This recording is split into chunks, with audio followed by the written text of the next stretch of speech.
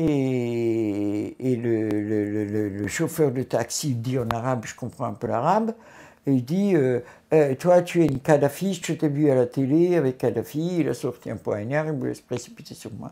Et le mec qui était avec moi, il lui a claqué la portière sur la main, et il a. Et on s'est sauvés. Mais là, on a vu qu'ils étaient déjà présents. Que les rats étaient présents. Et ça, c'était début juillet.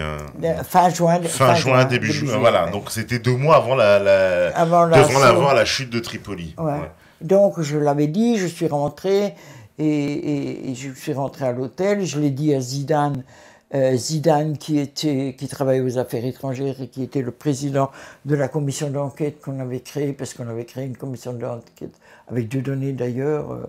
Voilà, Zidane, pas le footballeur, précisément. Hein? Pas le footballeur. Non, Dieudonné, l'humoriste. Notre Dieudonné. Non, notre Dieudonné, non, je dis Zidane, le Zidane. Ah, Zidane. Non, Zidane Mohamed. Zidane, le champion du monde. Et c'est lui qui avait pris la présidence de la commission d'enquête pour relater la vérité de ce qui se passe en Libye. On l'avait créé, on l'avait signé tous, on l'avait déposé, et puis j'étais la responsable pour la France. Il y avait un Américain avec nous, un Anglais, et puis un Italien.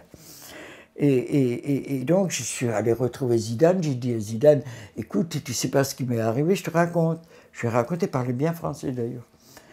Et il m'avait dit, mais t'es sûr? J'ai dit, oui, ils sont déjà à Tripoli, les rats. Il ne me croyait pas. Et puis après, le lendemain, il est reparti. Le lendemain, il me téléphone et me dit rentre en France parce que c'est trop dangereux. C'est trop dangereux. C'est trop dangereux. C'est-à-dire que la situation, alors déjà, donc 2 mois avant, il y avait des snipers aussi dans Tripoli qui tiraient sur les gens. Et puis quand on est rentré, oh, il y a eu la route. La nuit. Les snipers, au-dessus des avions, tout.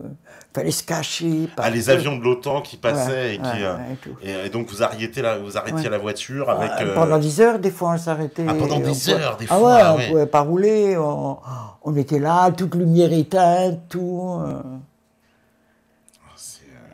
C'était une expédition, quoi. Pour l'aller, le retour, la dernière fois, surtout la dernière fois. Surtout la dernière fois, ouais. La fois... Enfin, au mois de mai, c'était dur aussi avec le prince. Mais c'était encore faisable. D'ailleurs, au mois de mai, tu es reparti par où? Par la Tunisie aussi? À chaque fois, à chaque fois, je suis parti par la Tunisie. Et à chaque fois, j'ai eu des emmerdes en Tunisie. Arrivé en Tunisie, ouais. À chaque fois, 2 heures à m'interroger pour l'aller, pour le retour, partout. D'ailleurs, le prince s'est même demandé à être prisonnier en Tunisie pour qu'on me lâche. Ah oui, donc les Tunisiens, oui, à chaque fois un peu... À chaque fois. Bon, j'étais connu en Tunisie, c'était énorme. Et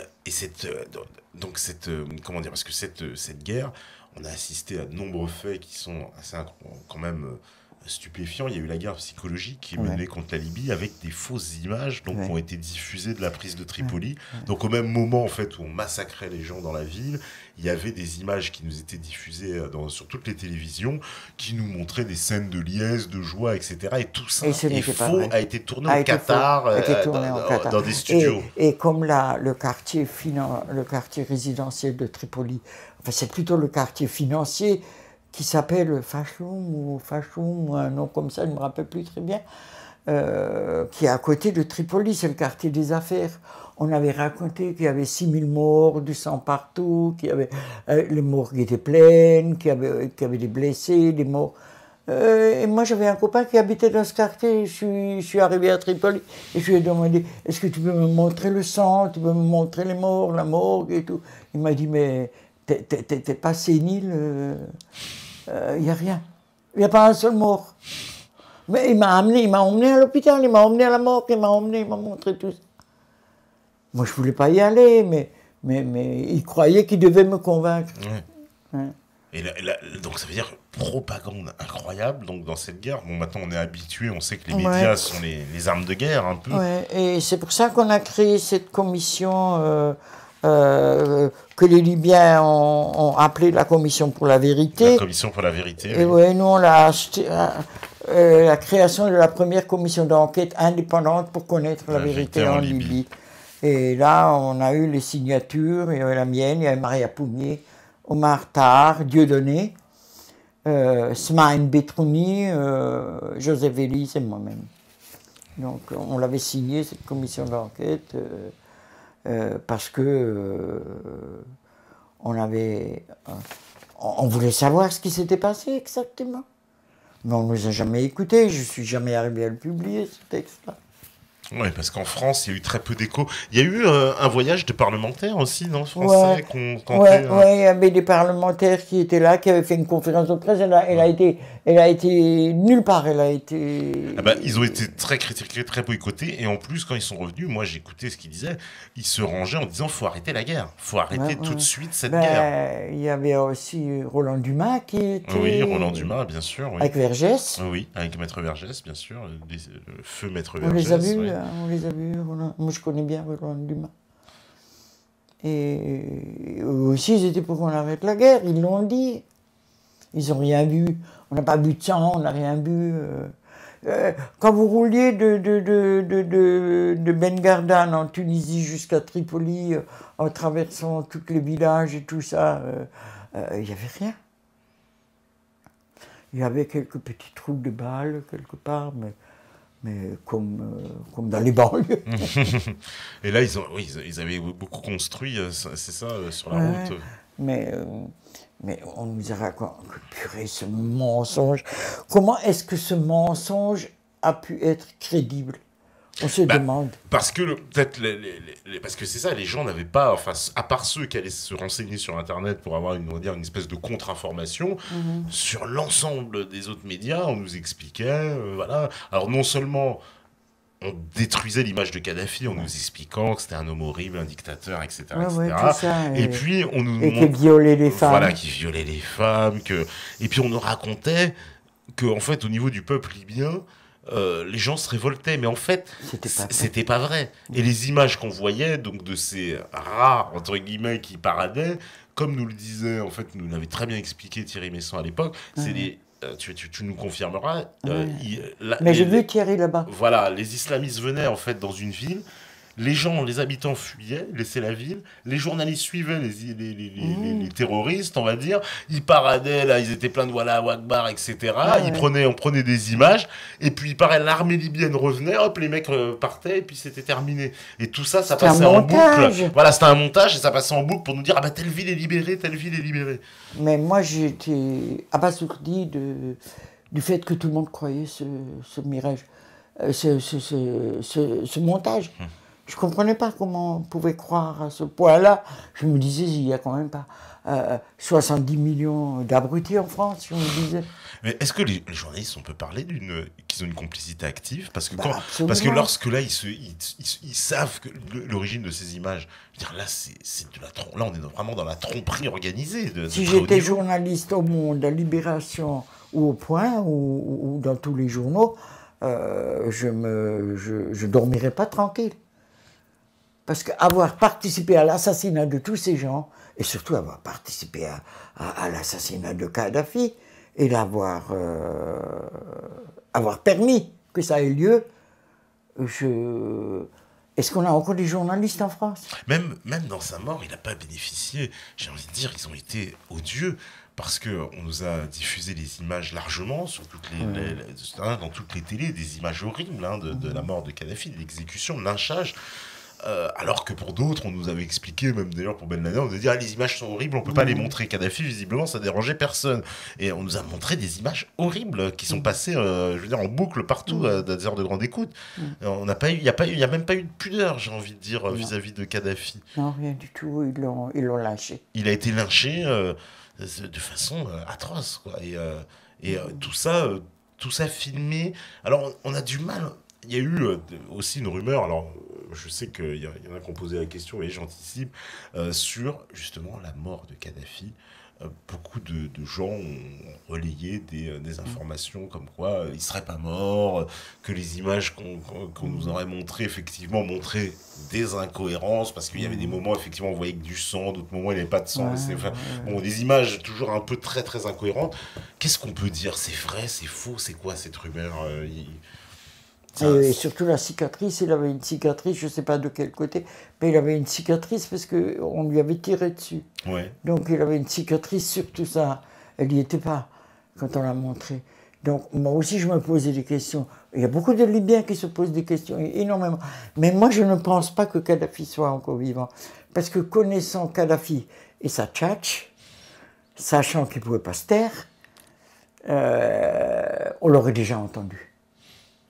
Il n'aurait pas pu se taire. On n'aurait pas pu rester comme ça, caché, voir tout ça non, je pense pas. Ne pas parler. Ouais. Je pense pas. À moins qu'il soit sérieusement blessé ou diminué. Ça, on ne sait pas. Parce que c'est quand même une fin assez étrange. Hein, il y a eu, bon voilà, on sait la chute de Tripoli, et puis après, ça a duré des mois. Il y a eu la chute de Sirte, c'était au mois de novembre, il me semble, ou d'octobre. Novembre, hein, voilà, c'était 3 mois. Donc Kadhafi a été tué le 20 octobre. Le 20 octobre, hein, donc voilà. Donc ça fait 2 mois quasiment après la chute de Tripoli. Il y a eu cette Sirte. Alors Sirte, pareil, c'est une ville martyre. Elle a été détruite, rasée. C'est le C'était une belle ville, 45. elle était toute neuve. Hein. Ouais. Elle était toute neuve, hein, la ville de Sirte. Parce que je me rappelle m'être baladé une nuit à Sirte, quand on m'a montré tous les bureaux des ministères et tout. Tout était moderne. Hein. Et la ville a été rasée par l'OTAN. Et Misrata. Et Misrata, alors on nous en parlait aussi, cette fameuse tribu de Misrata qui, semble-t-il, est d'origine juive, c'est bien ça? Bon, je sais pas. Alors ça, c'est plein de choses. sur l'origine de la tribu, on dit que c'est d'origine juive qui sont dans l'Empire ottoman, ils sont... on raconte plein de choses, hein. Moi je sais pas, moi j'en avais pas entendu parler avant.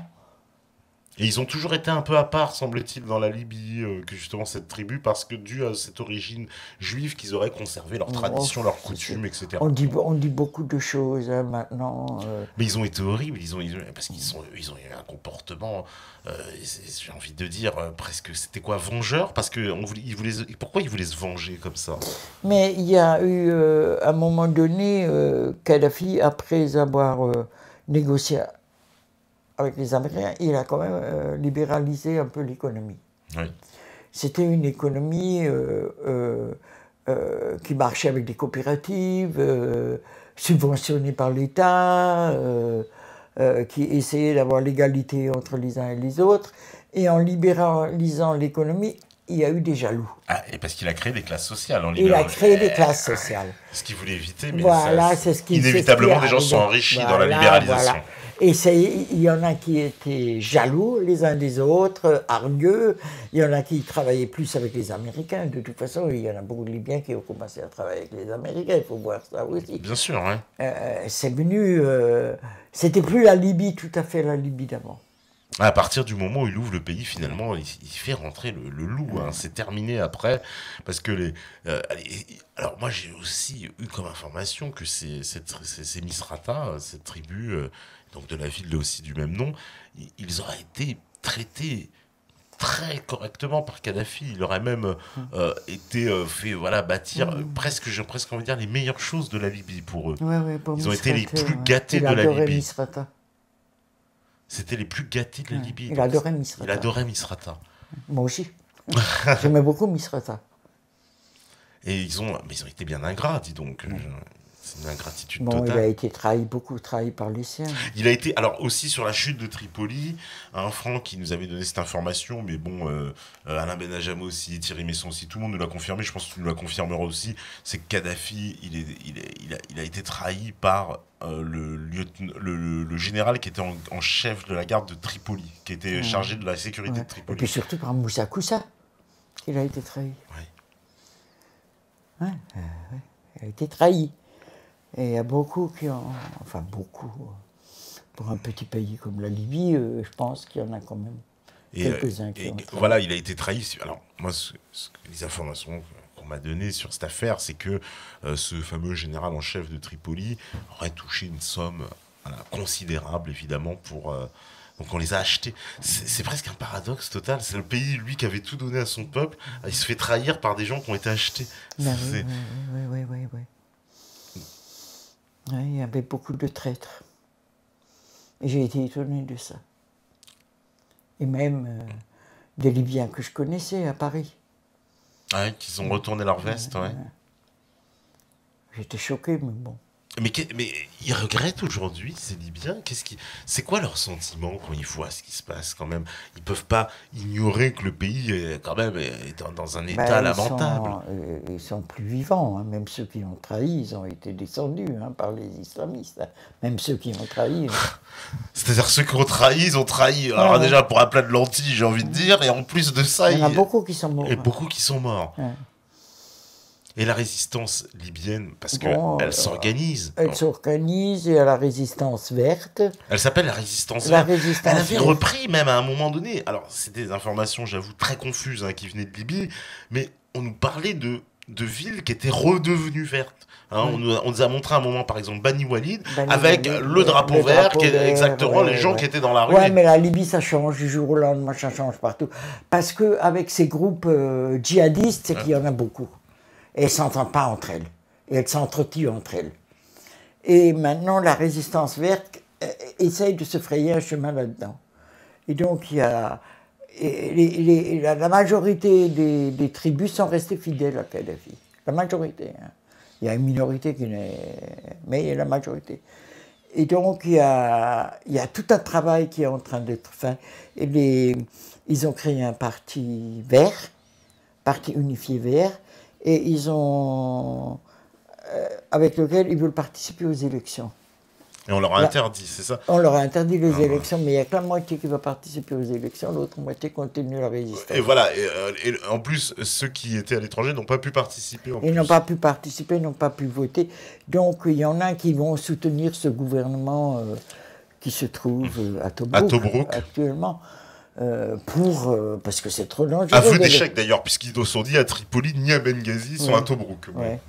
Mais parce qu'ils ne veulent pas laisser le pays à cette racaille. À cette racaille, oui. Parce que c'est vraiment de la racaille. Hein. La racaille qui a été créée par les Américains, Israël, l'Europe, et financée par eux et par le Qatar. Et maintenant, ils s'est mis dans tout le Sahel. On en a au Mali, on a au Niger, Centrafrique, Tchad, au Cameroun, même au Cameroun. Au Cameroun, bien sûr, ouais, voilà, Boko Haram avec le Nigeria, ouais, au Cameroun. Tout ça.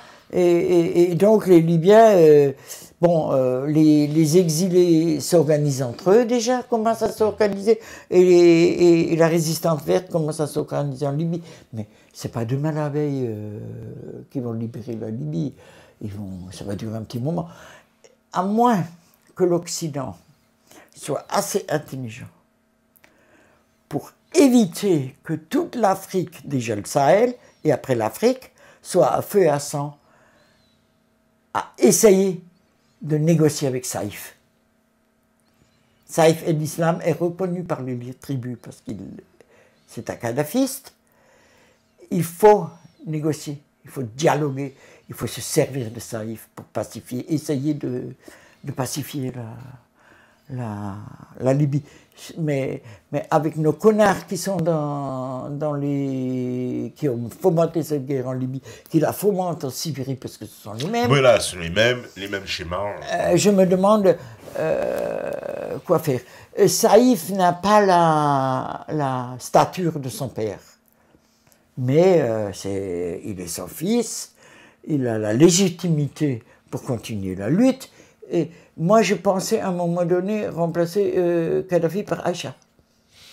Parce que elle est extraordinaire, cette nana. Moi, je l'ai rencontrée plusieurs. Je l'ai rencontrée en France, je l'ai rencontrée à Tripoli. C'est une nana très courageuse. Mais la Libye n'est pas prête pour que ce soit une femme qui gouverne. Mais je pense que si nos gouvernements ont un peu de jugeote, ils essayent. Ouais, malheureusement, c'est pas leur fort, semble-t-il. On me dit, c'est vrai, si l'OTAN n'était pas intervenu, le régime de Kadhafi aurait-il vaincu les djihadistes? Certainement. Bah oui, certainement. Il les avait déjà vaincus. Il avait les moyens. Il avait déjà vaincus parce que il y a eu déjà une émeute en Libye avec les djihadistes et ces islamistes qui étaient en prison. C'était quoi? C'était eux, voilà, avec le Abdelhaki Belhadj, etc. Avec tout cela, il y en avait qui ont été tués dans un stade à Tripoli. Et Kadhafi se serait défendu, comme toujours. Il croyait d'ailleurs qu'il pouvait le faire. Il ne penserait jamais que l'OTAN allait bombarder.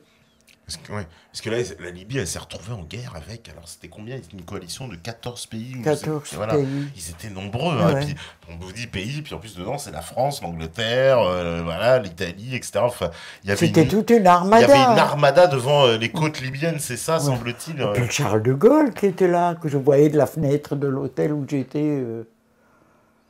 Que j'ai vu. Quelle horreur! Ça veut dire qu'il était vraiment au niveau des eaux territoriales libyennes, si tu le voyais il n'était pas très loin, quoi. Ouais. C'est incroyable. Incroyable. Donc il y avait tous les porte-avions qui étaient là, ça bombardait. Ils ont fait plus de 20 000 sorties, l'OTAN, j'ai vu plus de 20 000. Et puis alors, la nuit, tu ne pouvais pas dormir parce que tu entendais les bombardements, tu voyais tomber les missiles. C'était une horreur, hein, à l'hôtel. Et en plus, ils bombardaient des zones civiles, parce qu'il y a plein de civils qui sont morts. Mais il y a beaucoup qui sont morts. Il y a même un hôpital qui a été bombardé. Et puis, la maison dans le quartier, il y a plusieurs maisons qui ont été dans le quartier résidentiel, il y a plusieurs maisons qui ont été bombardées. Il y a eu plusieurs morts, des blessés qu'on a vus.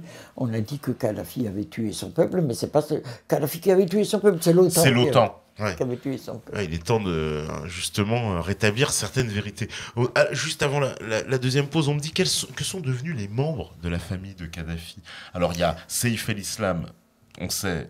Il était à Zenten. Avec la tribu de Zenten. Ouais. Il y a Aïcha qui est en Algérie. Qui est en Algérie, sous protection du gouvernement algérien.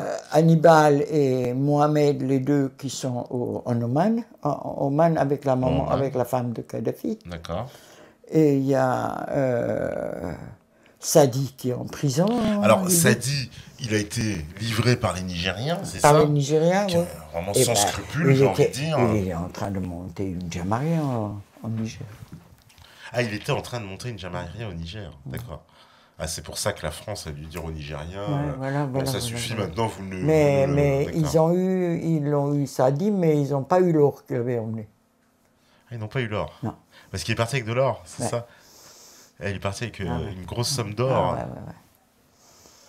Et puis, qu'est-ce qu'il y a encore? Non, à part ça, il y a plus grand monde. Hein. Muntasir a été tué avec son père. Saïf el-Arabi a été tué par le bombardement.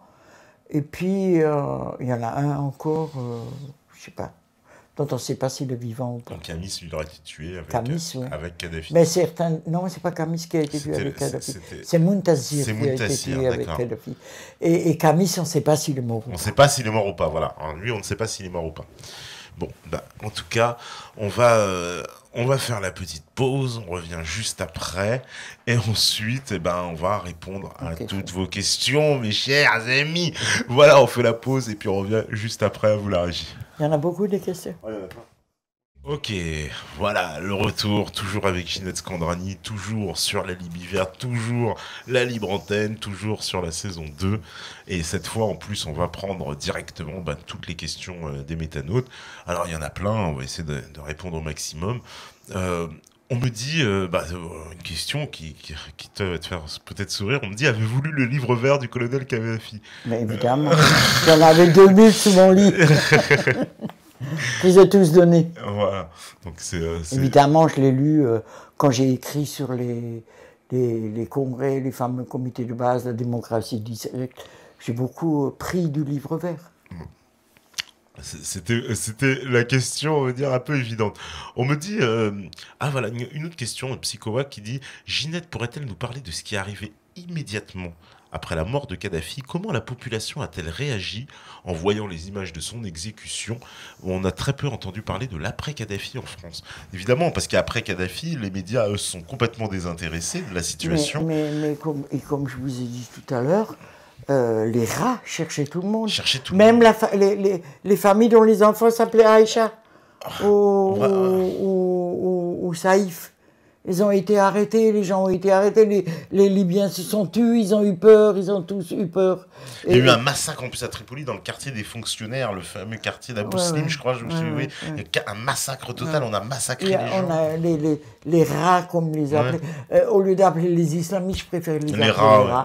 Les rats, ils ont tué tout le monde, ils ont massacré tout le monde, ils se baladaient avec leur kalachnikov partout, dans les rues, partout. Moi, je fais la voix de la Libye.com. Je l'ai commencé au mois de mai 2011 à la faire en Libye, et puis je continue à la faire, ça fait depuis 3 ans et demi. Et je reçois beaucoup d'informations. Je reçois beaucoup d'informations de Libyens qui sont en Tunisie, ou de Libyens qui sont en Libye, ou de Libyens qui sont en Afrique, dans les pays noirs. Et donc, ils nous ont dit, ils m'ont raconté comment les Libyens avaient peur. Ils étaient traumatisés. Et puis, ils aimaient, la majorité du peuple aimait Kadhafi. Il y a eu une grande manifestation, d'ailleurs, en juillet, qui a réuni, alors, il me semble, plus d'1 million de personnes. Donc, ce qui signifie, parce que c'est considérable pour un pays comme la Libye, c'est un 6e. Dire, au niveau de la France, ça nous ferait des manifestations énormes. Et même quand nous étions là-bas au mois de mars 2011 avec Maria, nous étions avec Maria, nous sommes baladés au bord de la mer, on a vu des voitures arriver avec des drapeaux verts et tout, toute la jeunesse qui venait. Puis on avait des milliers qui venaient pour soutenir Kadhafi. Et on a été interviewés par une télé, on a passé sur une télé, Maria et moi, avec eux. Deux nanas avec les cheveux blancs. Ça faisait marrant. Non, mais faut vraiment qu'on sache ce qui s'est passé. Alors, qu'est-ce qu'on me dit encore? On me dit... bonsoir madame, concernant l'affaire des infirmières bulgares, que s'est-il vraiment passé? C'est vrai qu'on n'a pas trop compris. Alors, il y a des infirmières qui avaient été arrêtées en Libye parce qu'elles inoculent. On les avait accusées d'inoculer le sida en fait à des enfants, c'est ça? Mais c'est réel? C'est faux? C'est quoi? Il y a eu effectivement des cas de sida de bébés. Oui. Mais je ne pense pas que c'était les infirmières, je pense que ça a été étouffé alors, cette affaire, c'est quoi Ça a été inoculé, parce que vous n'avez pas tout à coup 200 enfants qui ont le sida, c'est impossible, 200 bébés. Et moi, je pense que c'est un virus qui a été inoculé. Mais peut-être pas par les infirmières. Peut-être pas par les infirmières elles-mêmes. Et on ne peut pas dire, on ne le sait pas, on ne connaît pas, on ne peut pas accuser quelqu'un. Ouais. On me dit Mandela a rencontré Kadhafi en premier après sa libération.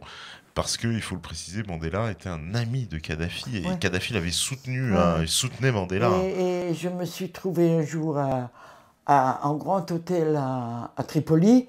Le matin, je prends mon petit déjeuner, je m'assieds et tout à coup, il y a quelqu'un qui me demande, je peux m'asseoir avec vous. C'était Nelson Mandela, qui s'assied en face de moi et qui prend son petit déjeuner avec moi et qui commence à me raconter sur la prison, surtout. On parlait en anglais. Je suis pas très bonne en anglais, je me débrouille. Mais c'était génial. Mais ce n'est qu'en Libye qu'on rencontrait ces gens-là. J'ai aussi rencontré Chavez, il n'était pas encore président. Il m'a été présenté par Kadhafi. J'ai rencontré Laurent Désiré Kabila, le vieux. Et le vieux, oui. J'ai rencontré Boukabeni. Ah ouais. En Libye, Ben Bella, que je connaissais déjà. Mais j'ai rencontré plein de monde. Mais c'est qu'en Libye qu'on rencontrait ces gens-là. Et ces gens-là, Mandela était quelqu'un de très simple. C'est extraordinaire. Et c'était vraiment un ami à Kadhafi, Mandela. On me dit, bonsoir Madame Scandrani, connaissez-vous et que pensez-vous de Riyad Sattouf concernant l'Arabe du futur, une bande dessinée autobiographique très critique qui relate sa mauvaise expérience d'enfant en Libye, puis en Syrie, 2 pays alors marqués par l'idéologie du socialisme arabe. Je sais pas, je connais pas. Ah. Non, je m'excuse, hein, moi j'ai pas... c'est une BD très critique envers... Bah je sais pas trop, moi je la connais pas non plus, donc je connais pas cette BD. Mais je suis prêt à tout entendre, même la critique. Hein. Ouais. Alors, petite question encore. On me dit, vous nous dressez un beau portrait de Kadhafi, partant du principe qu'il n'a pas de gentils d'un côté et des méchants de l'autre. Pour moi, il n'y a que moins pire ou plus pire qu'eux. Ma question est celle-ci, quels étaient les côtés sombres de Kadhafi ?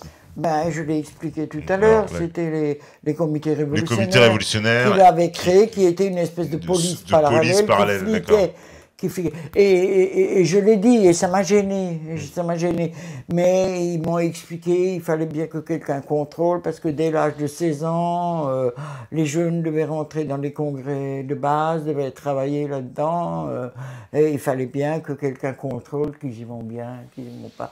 Mais ça, c'était quelque chose que moi, je n'aimais pas, ces comités révolutionnaires. De la façon dont ils avaient été constitués et qui dépendaient directement de Kadhafi, donc qui passaient au-dessus des congrès. Voilà. Ça, c'est une des choses que je n'aimais pas et que je ne me suis jamais gêné pour le dire. On nous demande, est-ce que tu peux nous parler un peu de l'aspect écologique de la Libye sous Kadhafi? La terre nourricière constituait-elle un socle pour la société libyenne? Alors déjà, il me semble, tu vas nous confirmer, mais il n'y avait pas comme il n'y avait pas justement ce principe de propriété privée, la terre était collective. Et en fait, on louait l'usage de la terre, c'est ça? On louait l'usage de la terre. Et puis, c'est-à-dire que quand on voulait construire une maison, on la construisait, et la famille s'agrandissait, on pouvait remonter une pièce ou deux pièces en grand, mais on ne pouvait pas déménager, il fallait qu'on garde cette terre. Moi, j'ai beaucoup aimé le côté écolo de Kadhafi par rapport au désert. Il ne voulait pas du tourisme à cause des grains de sable. Il disait préférer ces grains de sable au tourisme.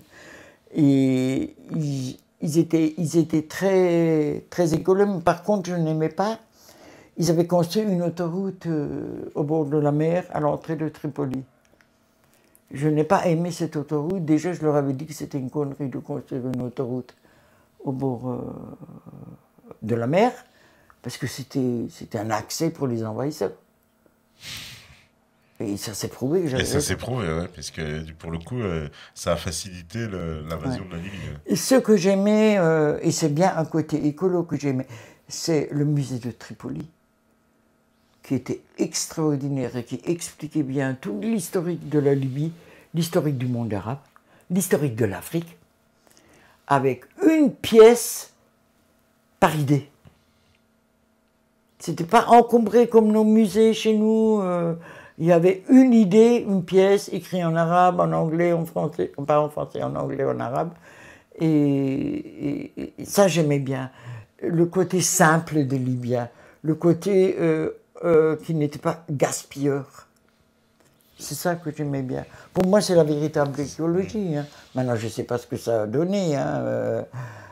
Et ce que j'aimais aussi en 90, quand je suis arrivé, c'est des espèces d'autoroutes qu'ils avaient où tu voyais des voitures, des chameaux, des ânes. Il n'y avait pas de feu rouge. Ils étaient vachement respectueux. Et ce que j'aimais aussi, c'est la place verte. Hein. Oui, la place verte, la fameuse place verte dont on a vu beaucoup d'images. Et elle était belle. Hein. C'est une vieille place magnifique, hein, une place du XIIIe siècle, il y avait je crois bien. l'espèce de caserne qui était derrière, où Kadhafi était souvent. Donc, il y a même un copain que j'avais emmené un jour qui a pris des photos de cette caserne et il s'est fait arrêter. On me dit encore, alors, la création d'un nouveau dinar or, c'était l'idée de Kadhafi, une nouvelle monnaie en or massif unique sur le continent africain qui mettrait en péril le dollar et l'euro. Qu'en est-il maintenant de ce projet? Tu nous disais un peu tout à l'heure que c'est fini, quoi. Ils essayent de... C'est pas tout à fait fini, puisqu'il y a des gens qui ont envie de le reprendre. Il y a ça se discute. Je reçois des fois des messages de gens qui ont envie de reprendre, mais est-ce que c'est des idées individuelles ou c'est des idées collectives? Ça, on n'en sait rien. Et puis c'est la Libye qui était le principal bailleur, quand même. Mais parce qu'il avait beaucoup d'or. Il avait beaucoup d'or, et puis il y avait l'Algérie aussi qui était... Mais c'était un or qui n'était pas trop cher, pas très cher, l'or libyen. Mais c'est vrai qu'il avait beaucoup d'or et ses enfants sont partis avec une bonne partie de l'or. Ils ont raison, j'ai envie de dire. Plutôt que ça tombe dans les mains de l'OTAN. Alors, on nous dit, Ginette nous a parlé de l'antisionisme de Kadhafi, mais était-elle au courant de sa fascination pour les livres ésotériques kabbalistes? Ah, ça, non. Parce que moi, les livres ésotériques kabbalistes, non. Mais Kadhafi, il m'avait admiré à cause de la conférence pour un seul État en Palestine, de la Méditerranée au Jourdain, qu'on avait tenu à Lausanne. Et Kadhafi venait, il avait envoyé 8 Libyens participer à cette conférence, dont j'étais une des conférencières. Oui. Et il avait sorti son livre Misratine. Et Misratine, c'était... non, pas Misratine, c'était... C'était... Misratine ou... la moitié de Palestine et l'autre moitié d'Isratine. C'était Isratine. Ah, Isratine. Ouais. Et donc, pour dire qu'il faut un seul État pour tout le monde, où ils vivent tous ensemble, et qu'ils construisent un pays multiculturel, pluriculturel. Et ça, il m'avait admiré, parce que moi, je l'avais dit dans la conférence, et aussi une conférence en Libye, et puis je l'avais dit aussi sur Radio Méditerranée. Ça a eu d'ailleurs des ennuis par la suite, cette affaire, puisque tu étais membre du parti Les Verts, qui t'ont, on va dire...